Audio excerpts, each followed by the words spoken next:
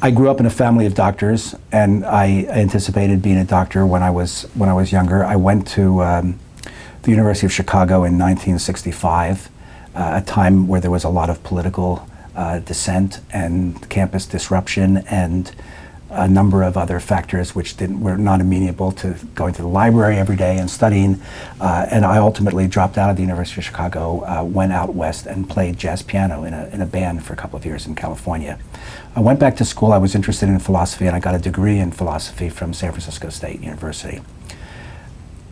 But in the back of my mind, I always thought that, well, medicine really made a lot of sense to me, although I didn't pursue it earlier in my career. So instead of graduating from school, when I had my credits, I went and took all of my prerequisites in like a year and a half.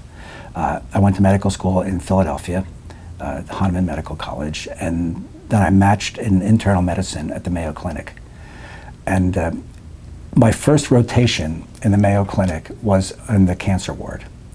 And you can only imagine who comes to the cancer ward at the Mayo Clinic. There are people who've been told they're going to die somewhere else, and they did.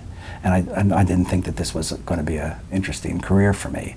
So I went to the ophthalmology department and I asked if there was any openings, and a year later they called me, and I went into ophthalmology and never regretted that. Certainly I would not, I think it's a circuitous course, but it's not that common, not that uncommon today for kids not to go directly into medical school or to have a Bachelor of Science in biology and then go into medical school. So having a well-rounded education, having a liberal arts education, philosophy education, being out of school for a while and doing other things other than, you know, scholastic things, I think rounds out people and makes them a better person. And if they're a better person, they're going to be obviously a better doctor, certainly a better clinical doctor. If I were asked, or if I were told in 1981, when I began practice, that I would be doing what I'm doing today, I would not believe it. I would not believe it.